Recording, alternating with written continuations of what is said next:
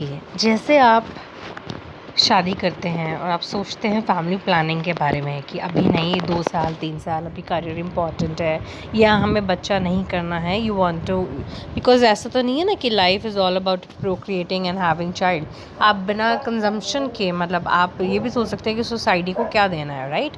ज़रूरी नहीं है कि आप शादी के बाद बच्चा करें ही, या जैसे कई कंट्रीज़ में मतलब 1 चाइल्ड पॉलिसी या 2 चाइल्ड पॉलिसी भी आप कर सकते हैं, अपने लिए सेल्फ इम्पोज कर सकते हैं आप। खैर एनी हाउ, टॉपिक से डिफरेंट हो गया ये।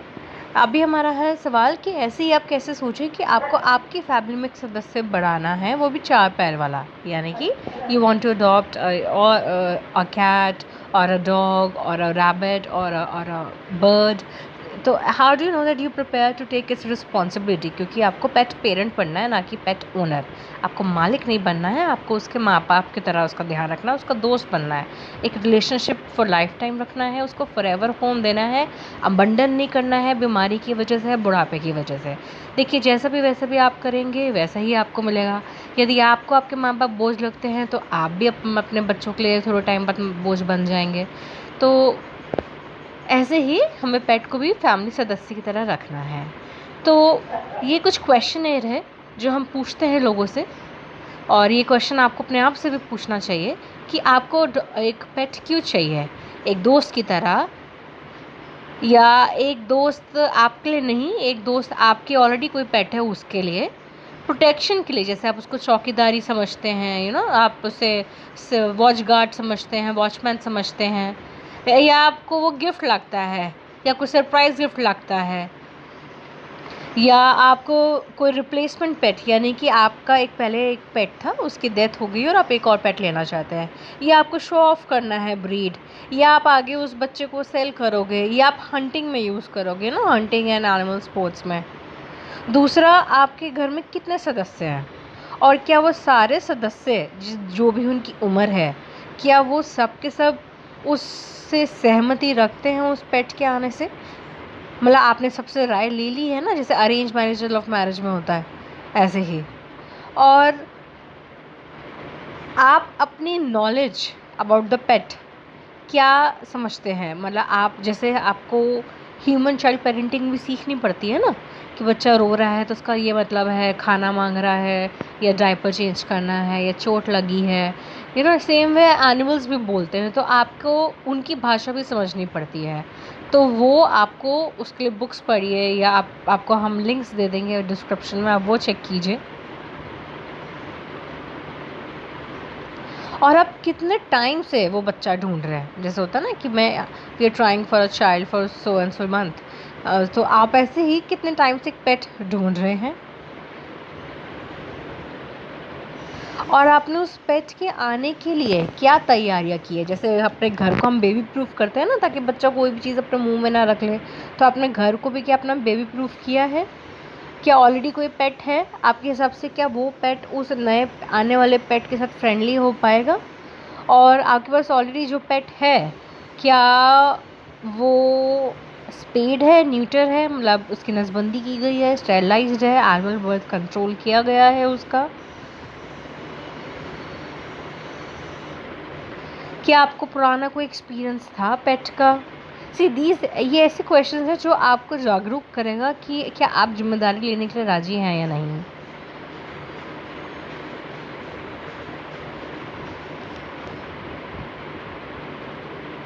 क्या आपने कभी कोई डॉग पहले या कोई पेट कभी पहले खोया है, या किसी की उसकी डेथ हुई है। तो ये सारी चीज़ें आपको अपने आप से पूछनी चाहिए। अगर डेथ हुई थी तो कैसे हुई थी, आपने कहीं छोड़ दिया था, अबंडन कर दिया था, ओल्ड एज की वजह से, एक्सीडेंट की वजह से, बीमारी की वजह से, नेचुरल कॉजेज़ थे, या अभी भी वो अलाइव है। ये क्वेश्चंस आपको अपने आप से पूछना चाहिए। आपको ये भी जानकारी रखनी चाहिए कि आपका पेट आपसे कितनी दूर है, कितनी पास है, क्या उसकी टाइमिंग्स है, और कौन कौन से पेट्स वो चेक करते हैं। और आप उस डॉग के साथ या उस कैट या उस जो भी आप पेट ला रहे हैं घर में, उसके साथ टाइम स्पेंड कर पाएंगे, या आप उसको कहीं बांध के रखेंगे। मतलब you need to spend time with him और हर। तो अंदर टाइम स्पेंड करेंगे, बाहर करेंगे, आपके पास वरांडा है, पार्क है, या घर के पास पार्क है, या एडजॉइनिंग पार्क है, या आप कैसे मतलब उसके साथ टाइम स्पेंड करेंगे, या सारा टाइम उसको कहीं बांध के रखेंगे, टॉर्चर करेंगे। और आपका पेट भी कहाँ रहेगा, कई लोग उसको बड़ा मिस्ट्रीट करके बाहर बांध के रखते हैं गर्मियों में, सर्दियों में, बरसातों में, तो क्या आप वैसे करने वाले हैं? क्या आपके पास यार्ड है? अगेन मैंने आपको बताया ना, आप घर में सारी चीज़ें चेक कीजिए। सी देखिए, सारे सवाल तो ऐसे हैं जो आपको सोचने में मजबूर करेगा कि कोई शौक नहीं है, प्रॉपर जिम्मेदारी होती है, ये कोई खिलौना नहीं है। अगर आप ऑफिस जा रहे हैं या आप घर पे नहीं रहते हैं तो कितना टाइम नहीं रहते हैं, उस बीच उसका कौन होगा ध्यान रखने वाला, उसका सुसु पोटी कौन करेगा, उसका खाना पानी कैसे होएगा, उसको वॉक पे कौन ले जाएगा।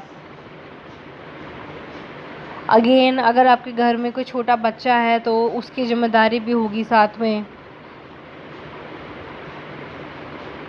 फिर कितने लोग उस बच्चे के लिए, मतलब उस पेट के लिए जिम्मेदारी लेंगे? मान लो सिर्फ आपकी मर्जी है और आप ही पे सारी जिम्मेदारी, और आप बीमार पड़ गए तो उसका ध्यान कौन रखेगा? आपको ऑफिस जाना है, टूर पे जाना है, कहीं जाना है, तो उसका ध्यान कौन रखेगा? घर पे या आपके अलावा घर पे कोई और भी है उसका ध्यान रखने वाला? इसलिए घर के सारे लोगों की रजामंदी होनी चाहिए, और अगर नहीं है तो how many people are ready to take care of the pet like a family person? और फाइनेंशियली आपको प्रॉब्लम हो, मतलब आप सोच रहे हो कि भाई यार ये तो एडिड खर्चा हो गया, तो फिर आपको ये सोच समझ के करना चाहिए। कितना आपकी सेविंग्स है, कितना आपकी इनकम है, कितनी आपकी ऑलरेडी लाइबिलिटीज़ है, आप कहाँ रहते हैं, लाइक आप गांव में रहते हैं, आप शहर में रहते हैं, आपका जो हाउस है अगेन आपका किराए पे है या अपना है, आप सिंगल अपार्टमेंट में रहते हैं या डुप्लेक्स है, या आप किसी सोसाइटी में रहते हैं, ये सारी चीज़ें डिपेंड करती हैं। और उस घर पे भी आप कितने टाइम से रह रहे हैं, आपकी आपकी क्रेडिबिलिटी क्या है। कल को कोई मान लीजिए कोई आपको तंग करे या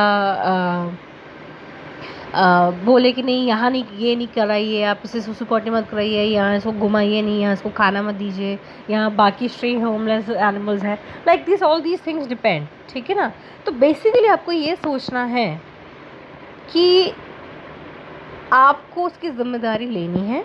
जैसे घर में बहू आती है, घर में बेटी आती है, घर में दामाद आता है, आप उसको एडजस्ट करते हैं, ऐसे ही आप उसको एडजस्ट कराएंगे।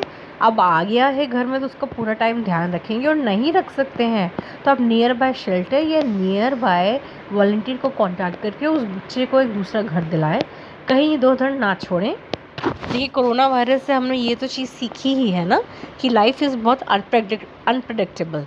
और जैसे आपके अंदर फीलिंग्स हैं, आपको दुख होता है, सुख होता है, पेन होता है, ऐसे उनको भी इमोशंस होते हैं, वो भी रोते हैं, they also miss their family, they also have emotions. तो कृपा करके एक इन्फॉर्म्ड डिसीजन लें और अडॉप्ट करें, बाय नहीं करें puppy stores, pet stores, puppy mills से, ब्रीडर से, क्योंकि ये बहुत ही गलत काम है। आप ना सिर्फ rape and prostitution of an animal, जैसे डॉग है, डॉग का आप वो एनकरेज कर रहे हैं, आप साथ ही साथ जो नैतिक जिम्मेदारी है उससे भी दूर भाग रहे हैं, कि जो बेसहारा बेघर जानवर है आप उनको घर नहीं दे रहे हैं। और ब्रीडर क्या करेगा, एक बच्चा पैदा करेगा एक माँ से, फिर उसको बेचेगा, फिर से उसको माँ को जबरदस्ती प्रेग्नेंट करेगा, रेप करेगा, फिर से आगे बच्चे भेजेगा। So you are encouraging wrong practice. वैसे भी इंडिया की अगर बात करें तो इंडिया में इंडी देसी डॉग्स, अगर मैं पर्टिकुलर डॉग की बात करूँ, कैट की बात करूँ, तो यहाँ के जो नॉर्मल इन इन ब्रीड्स हमारी हैं देसी इंडियन, ये ही बेस्ट होती हैं, क्योंकि लो मेंटेनेंस होती है और यहाँ के क्लाइमेट से इजीली एडजस्ट हो जाती हैं। अब ज़्यादा फर वाला एनिमल का बच्चा लाते हैं आप, जैसे हस्की या कुछ ले आए आप, उसको यहाँ कोई वो तो पड़ नहीं रही है स्नो, तो उसको तो सारा टाइम एसी चाहिए, फ़ैन चाहिए, कूलर चाहिए। सो आप उसको भी परेशान कर रहे हैं, खुद भी परेशान हो रहे हैं, तो ऐसा मत कीजिए।